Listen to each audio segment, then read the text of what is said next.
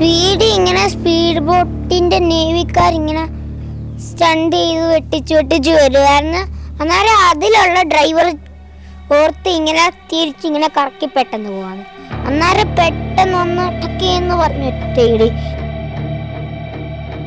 അതിലുള്ള സ്പീഡ് ബോട്ടിന്റെ ഡ്രൈവറിന്റെ കാല് മാത്രം കട്ട് ചെയ്ത് ഞങ്ങളുടെ ബോട്ട് നേരം വെള്ളത്തിൽ കിടന്നു. 3/4 മണിക്കൂർ 1 മണിക്കൂർ ഫസ്റ്റ് ഓർത്ത് ഞങ്ങൾ മുങ്ങിപ്പോകുന്നു, രക്ഷപ്പെടത്തില്ലെന്ന്. ലാസ്റ്റിലാണ് പേടിച്ചത്. ഓളവടിക്കുമ്പോൾ നമ്മൾ താന്നു പോവാണ്, താന്നു പോയി വെള്ളം കുടിക്കുകയാണ്. എല്ലാവരും മരിഞ്ചി കിടക്കുക, ഇങ്ങനെ ഞങ്ങളെ അങ്ങനെ വലിച്ചെടുക്കുക. പിന്നെ എന്നെ വലിച്ചപ്പോൾ എൻ്റെ അടുത്തൊരു ലേഡി ഇങ്ങനെ കിടപ്പുണ്ട് ബോഡി. 2ാം ജന്മം ഞങ്ങൾക്ക് കിട്ടിയത് കൊച്ചിനും എനിക്കും ഹസ്ബൻഡിനും. നമസ്കാരം.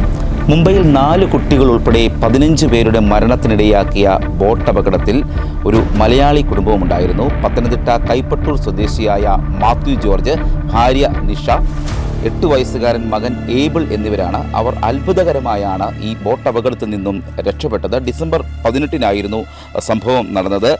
മുംബൈ ഗേറ്റ് ഓഫ് ഇന്ത്യയിൽ നിന്നും എലിഫൻ്റ ദ്വീപിലേക്ക് പോവുകയായിരുന്നു, എലിഫൻ്റ കേവ്സിലേക്ക് അവർ പോവുകയായിരുന്നു. അപ്പോഴാണ് അപ്രതീക്ഷിതമായി നാവികസേനയുടെ ബോട്ട് ഇടിച്ച് അപകടമുണ്ടാകുന്നത്. അത്ഭുതകരമായി രക്ഷപ്പെട്ടു. മരണത്തെ മുഖാമുഖം കണ്ട നിമിഷങ്ങൾ ഇപ്പോൾ ഓർത്തെടുക്കുകയാണ് മാത്യു ജോർജും കുടുംബവും. നിങ്ങൾ ആ ബോട്ടിലുണ്ടായിരുന്നു? തീർച്ചയായും ഉണ്ടായിരുന്നു. ഞങ്ങൾ ഇവിടെ നിന്ന് 16-ാം തീയതിയാണ് ബോംബെയിലെത്തിയത്. 16-ാം തീയതി ബോംബെയിലെത്തി. ഇവളുടെ വീട് അവിടെയാണ്, ബോംബെയിലാണ്, സാക്കിനാക്കയിലാണ്. അപ്പോൾ അവിടെ വീട്ടിൽ ചെന്നിട്ട് ജസ്റ്റ് കറങ്ങാനെ കൊണ്ട് ഇറങ്ങിയതാണ്. അപ്പോൾ അങ്ങനെ പോകുന്ന വഴിയിലാണ് ഇപ്പം ഗേറ്റ് വേ ഓഫ് ഇന്ത്യയിൽ ചെന്നപ്പോഴാണ് ഇവൻ പറഞ്ഞു ബോട്ടേ കയറണമെന്ന് പറഞ്ഞു. നമുക്ക് കയറാനുള്ള താല്പര്യമില്ലായിരുന്നു, ഇവൻ്റെ നിർബന്ധം കാരണമാണ് നമ്മളത് കയറുന്നത്. കയറി ഒരു 3/4 മണിക്കൂർ എത്തിയപ്പോഴാണ് ഈ സംഭവം ഉണ്ടാകുന്നത്. ടീം എങ്ങനെയാണ് ആ സമയത്ത് രക്ഷപ്പെട്ടെന്ന് പറഞ്ഞു കഴിഞ്ഞാൽ ഞങ്ങൾ ഏറ്റവും ഫ്രണ്ടിലായിരുന്നു ഇരുന്നത്. ഫ്രണ്ടിൽ ഇരുന്നത് കൊണ്ടും ബാക്ക് സൈഡാണ് താന്നു പോകുന്നത്, ഫസ്റ്റിൽ താന്നു പോകുന്നത്. ഫ്രണ്ടിലാണെന്നുണ്ടെങ്കിൽ ടയറും സൈഡിൽ ബോട്ടിൻ്റെ ഒത്തിരി ടയറുകളുള്ളതുകൊണ്ട് പെട്ടെന്ന് മുങ്ങാതെ ആ ബാക്ക് സൈഡ് മാത്രം ഫ്രണ്ട് സൈഡ് മാത്രം പൊങ്ങിക്കിടന്നു. അപ്പോൾ ആ പൊങ്ങിക്കിടന്ന് ബോട്ട് ഇഞ്ചിൻ്റെ സൈഡിലേക്ക് ചരിയുകയാണ്. ചരിയുന്ന സമയത്ത് നമ്മൾ ഒരു കമ്പി അവിടെ ഉണ്ടായിരുന്നു. ആ കമ്പി എന്ന് പറഞ്ഞു കഴിഞ്ഞാൽ നമുക്ക് കൈ പിടിക്കത്തക്ക വിധത്തിലുള്ളൊരു ചെറിയൊരു കമ്പിയായിരുന്നു.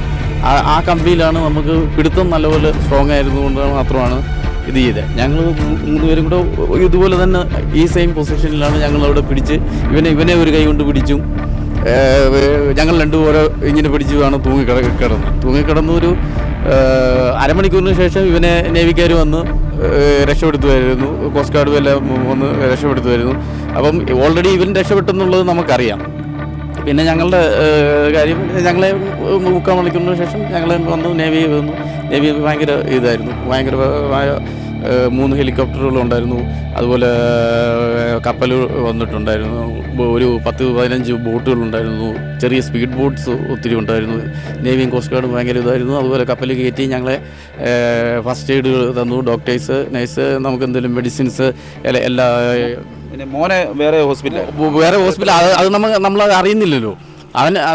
ഞങ്ങളെ കയറ്റി ഇത് കഴിഞ്ഞിട്ട് അപ്പം ഞങ്ങൾ കയറിയ കപ്പലിനകത്താണെന്നുണ്ട് ഒരു 10-16 പേരോളം ടോട്ടലുണ്ട്.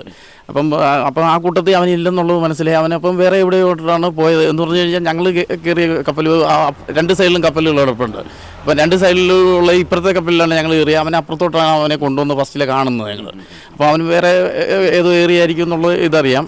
പക്ഷേ അവനെ കയറ്റി വിട്ടതിന് ശേഷം ഞങ്ങൾ ഏകദേശം 3-4 മണിക്കൂർ കപ്പലിലും ഇരുന്ന് അതിന് ശേഷമാണ് ഞങ്ങൾ കരയ്ക്ക് വരുന്നത്. ഞങ്ങൾക്ക് ഫസ്റ്റ് എയ്ഡും എല്ലാം തന്നിട്ടാണ് ഞങ്ങളെ കരയിൽ കൊണ്ടുവരുന്നത്. കരയിൽ കൊണ്ടുവന്നത് നേരെ നേവിയുടെ ഹോസ്പിറ്റലിലേക്ക് മുംബൈ ഡോക്യാർഡിലുള്ള ഹോസ്പിറ്റലിലേക്കാണ് ഹോസ്പിറ്റലിൽ മാറ്റി കഴിഞ്ഞപ്പോഴാണ് അവർ ചോദിച്ചാൽ ആരെങ്കിലും കൂടെ ഉണ്ടോ എന്നുള്ളത് ചോദിച്ചപ്പം പറഞ്ഞു ഞങ്ങൾക്ക് കുട്ടി ഇതുപോലെ പോയിട്ടുണ്ട് എന്ന് പറഞ്ഞു. അപ്പം കുട്ടി പോയെന്നുള്ളത് പറഞ്ഞതിന് ശേഷം അവർ അന്നേരം തന്നെ അവിടുത്തെ ക്യാപ്റ്റനാണെന്നുണ്ടെങ്കിൽ പറഞ്ഞു ഇപ്പോൾ വെയിറ്റ് ചെയ്യ്. ഒരു മലയാളിയായിരുന്നു കേട്ടോ, ഒരു മലയാളി ക്യാപ്റ്റനായിരുന്നു. ക്യാപ്റ്റൻ പറഞ്ഞു വെയിറ്റ് ചെയ്യ്, ഞാനത് എന്തുവെന്നുള്ളത് തിരക്കിയിട്ട് പറയാമെന്നുള്ളത് പറഞ്ഞു. ഏകദേശം 1 മണിക്കൂറിന് ശേഷം ഇവൻ വേറെ ഇവിടെ ഊറൽ എന്നുള്ള സ്ഥലത്തുണ്ടെന്നുള്ളത് പറഞ്ഞു. അപ്പോൾ അത് കഴിഞ്ഞിട്ട് കുറേ കഴിഞ്ഞ് ഒരു അരമണിക്കൂറിനുള്ളിൽ ഇവനെ കോൺടാക്റ്റ് ചെയ്യാനെ കൊണ്ട് ഫോൺ വിളിച്ച് അതിനുള്ള സെറ്റപ്പ് ചെയ്തു തന്നു. അപ്പോൾ അതിന് ശേഷം പിന്നെ ഇവൻ പറഞ്ഞു ഞങ്ങളെ കാണണമെന്ന് പറഞ്ഞു. അങ്ങനെ അവർ തന്നെ, അത് മീൻസ് ഞങ്ങളുടെ ഫോണുകളൊന്നുമില്ല. എല്ലാം ഞങ്ങളെല്ലാം വെള്ളത്തിൽ പോയി. അപ്പം അതിനുശേഷം ഇവനെ വീഡിയോ കോളിലും ചെയ്യാനുള്ളത് നേവിക്കാർ അതിനുള്ള സൗകര്യം ഒപ്പിച്ചു തന്നു. ഫ്രണ്ടിലിരിക്കുന്നുണ്ട്, നമ്മൾ ഫ്രണ്ടിൽ നിന്ന് കാണുന്നുണ്ട്, അവർ വെട്ടിച്ച് വരുന്നത് കാണുന്നുണ്ട്. വന്നു ടക്കേന്നൊരു ഇടിയാണ്, ഇടിച്ച് അപ്പോഴൊരു ബോഡി അതിൽ നിന്ന് തെറിച്ച് നമ്മുടെ ബോട്ടിൽ വീണു. അതിനുശേഷം ഒരു 5 മിനിറ്റോളം നമ്മുടെ ബോട്ട് പോയതിന് ശേഷമാണ് ബോട്ടിൻ്റെ എൻജിൻ ഓഫായി ബോട്ട് ബാക്ക് സൈഡ് താഴുകയാണ് ഉണ്ടാകുന്നത്. അതിനുശേഷം പിന്നെ ഹോസ്പിറ്റലിൽ നിന്ന് ഞങ്ങൾ ടാക്സി ഒക്കെ ആയിരുന്നു പോയത്. ആ ടാക്സി വെയിറ്റ് ചെയ്തിരിപ്പുണ്ടായിരുന്നു. ആ ടാക്സിയിൽ ഞങ്ങൾ വീട്ടിലേക്ക് പോയി. അതിനുശേഷം ഇവളുടെ ബ്രദറാണ് പോയി കൊണ്ടുവരുന്നത്. അപ്പം വേറെ ലൊക്കേഷനും ഒത്തിരി ദൂരമുള്ള സ്ഥലത്തുമാണ് ഇവനെ കൊണ്ടുപോയത്. അപ്പം അവനെ ഇവളുടെ ബ്രദറാണ് കൊണ്ടുവരുന്നത്. ഞങ്ങൾ 12 മണിക്ക് വീട്ടിലെത്തി, ഇവൻ 2:30-3 മണിക്കാണ് വീട്ടിൽ. സ്പീഡ് ബോട്ടിന്റെ നേവിക്കാരിങ്ങനെ സ്റ്റണ്ട് ചെയ്ത് വെട്ടിച്ചു വരുമായിരുന്നു. അന്നേരം അതിലുള്ള ഡ്രൈവർ ഓർത്ത് ഇങ്ങനെ തിരിച്ചിങ്ങനെ കറക്കി പെട്ടെന്ന് പോവാന്ന്. അന്നേരം പെട്ടെന്ന് ഒന്ന് ടക്കേന്ന് പറഞ്ഞു ഒറ്റയിടി. ഞങ്ങളെല്ലാവരും ഇങ്ങനെ മുകളിലോട്ടാക്കി പോയി. പിന്നെ അതിലുള്ള സ്പീഡ് ബോട്ടിന്റെ ഡ്രൈവറിന്റെ കാല് മാത്രം കട്ട് ചെയ്ത് ഞങ്ങളുടെ ബോട്ടിൽ വന്നായിരുന്നു. എന്നിട്ട് അതിനകത്തുള്ള ഒരാൾ തെറിച്ച് ഞങ്ങളുടെ ബോട്ടിൽ വന്നായിരുന്നു. എന്നിട്ട് ആ ഡ്രൈവർ ജീവനോടുണ്ടായിരുന്നു.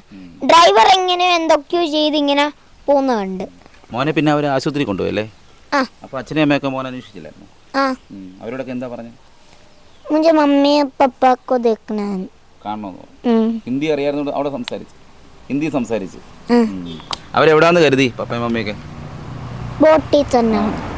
അവരെ രക്ഷപ്പെട്ട് വരുമെന്ന് അറിയാമെന്ന്, മോൻ്റെ അടുത്തേക്ക് വരുമെന്ന് അറിയാമായിരുന്നല്ലേ? കൊച്ചിനെ ആദ്യം തന്നെ കയറ്റി വിട്ടു. പിന്നെ ഇവൻ ഏത് സ്ഥലത്താണെന്നത് അറിയത്തില്ലായിരുന്നു. പിന്നെ ഞങ്ങളെയും കുറേ നേരം വെള്ളത്തിൽ കിടന്നു, 3/4 മണിക്കൂർ 1 മണിക്കൂർ. അത് കഴിഞ്ഞ് ഇവർ വന്നു. ലൈഫ് ജാക്കറ്റ് ഇല്ലായിരുന്നു. ബോട്ടിൽ ഇത് മുങ്ങാൻ തുടങ്ങിയപ്പോഴാണ് ലൈഫ് ജാക്കറ്റ് കൊടുക്കാൻ പറഞ്ഞത്. പിന്നെ അതിനുശേഷം ഞങ്ങൾ ലൈഫ് ജാക്കറ്റ് കൊടുത്തു. പിന്നെ ഇവനും പേടിച്ചിട്ട് കരയാൻ തുടങ്ങി. പിന്നെ ഇവൻ പറഞ്ഞ് അങ്കിൾ ആദ്യം കൊച്ചുങ്ങളെ രക്ഷിക്ക്, പിന്നെ എൻ്റെ മമ്മീനെയും പപ്പേനെയും രക്ഷിക്ക്. അങ്ങനെ കൊച്ചു പറഞ്ഞ് ഇതാക്കി. അപ്പോൾ പിന്നെ പിള്ളേരെയാണ് ആദ്യം കയറ്റി വിട്ടത്. പിന്നെ ലാസ്റ്റിൽ ഞങ്ങളാണ് കയറിപ്പോയത്. അങ്ങനെ ഇവൻ എവിടെയാണെന്ന് അറിയത്തില്ലായിരുന്നു. പിന്നെ ഡോക്യാർഡിൻ്റെ ആൾക്കാർ ഞങ്ങളെ വന്ന് നേവി സേന അവർ ഡോക്യാർഡിൽ കൊണ്ടുപോയി. അവിടെ കുറേ നേരം ഞങ്ങളെ ഇരുത്തി. പിന്നെ ഞാൻ ചോദിക്കുക കൊച്ചെവിടെ? അവ പറഞ്ഞ് കൊച്ചുണ്ട്. പക്ഷേ 1 മണിക്കൂർ കഴിഞ്ഞ് അവർ പറഞ്ഞത് കൊച്ച് സേഫാണ്, പേടിക്കണ്ട. അങ്ങനെ പിന്നെ ലാസ്റ്റ് പറഞ്ഞ് നൂറാന്നെന്ന് പറഞ്ഞ ഒരു സ്ഥലത്താണെന്ന്. അങ്ങനെയാണ് കൊച്ചിനെ അറിഞ്ഞത് ഞങ്ങൾ. ശരിക്കും നിങ്ങൾ മോനെ ആദ്യമേ കേട്ടി വിട്ടു. അപ്പം നിങ്ങൾ രണ്ടുപേരും വെള്ളത്തിൽ കിടക്കുകയാണ്. അപ്പോൾ നിങ്ങൾ എന്താണ് ആ സമയത്ത് നിങ്ങൾക്ക് എന്തായിരുന്നു അനുഭവം? അനുഭവം എന്ന് പറഞ്ഞാൽ ഞങ്ങൾ ലാസ്റ്റ് ഓർത്ത് ഞങ്ങൾ മുങ്ങിപ്പോകുന്നു, രക്ഷപ്പെടത്തില്ലെന്ന്. ലാസ്റ്റിലാണ് പേടിച്ചത്. കാരണം ഓളമടിക്കുമ്പോൾ നമ്മൾ താന്നു പോയി വെള്ളം കുടിക്കുകയാണ്. വെള്ളം കുടിച്ച് പിന്നെയും പൊങ്ങി വരും. അതുകൊണ്ടാണ് ബോട്ട് വരുമ്പോൾ പെട്ടെന്ന് അടുപ്പിക്കുന്നുമില്ല.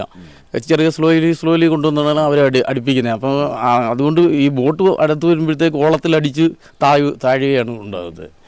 കണ്ട കാഴ്ച എന്ന് പറഞ്ഞു കഴിഞ്ഞാൽ എന്താ പറയേണ്ടത്, എല്ലാവരും മരിഞ്ചി കിടക്കുക, ഇങ്ങനെ ഞങ്ങളെ അങ്ങനെ വലിച്ചെടുക്കുക. ആ മരണം കണ്ടപ്പോൾ തന്നെ എൻ്റെ ഹസ്ബൻഡ് ഇതായിപ്പോയി, മൊത്തം പാനിക്കായിപ്പോയി.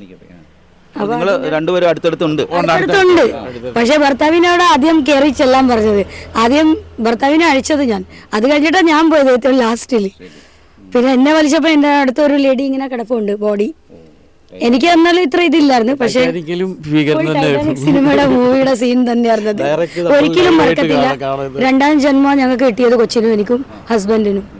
ഒരിക്കലും മറക്കാത്ത ഇതാണ്. ആ ജീവിതകാലം മരണം വരെ ഓർമ്മയുണ്ടാവും, ഒരിക്കലും മറക്കത്തില്ല. ഡിസംബർ 18 4 മണി, അത് ഡേറ്റും എന്താ പറയുക സമയം എല്ലാം എന്നേക്കുമായിട്ട് ഓർമ്മയുണ്ട്. ജീവൻ പോലും നഷ്ടമാകുമെന്ന് കരുതിയതാണ് അത്ഭുതകരമായാണ് ഈ മലയാളി കുടുംബം ബോട്ട് അപകടത്തിൽ നിന്നും രക്ഷപ്പെട്ടത്. അതിനിടയിൽ സ്വന്തം മകനെ കാണാതായതോടെ മണിക്കൂറുകളോളം പരിഭ്രാന്തി പരത്തി. എന്നാൽ നാവികസേന ഉദ്യോഗസ്ഥർ മാതാപിതാക്കൾക്കരിയിലേക്ക് മകനെ കണ്ടെത്തി എത്തിക്കുകയായിരുന്നു. മുംബൈയിൽ നിന്നും മകനെയുമായി ഇപ്പോൾ സന്തോഷത്തോടെ അവർ നാട്ടിൽ തിരികെ എത്തിയിരിക്കുകയാണ്. Cameraman ജിതിനൊപ്പം CR Shah, Marunadan Malayali, Pathanamthitta.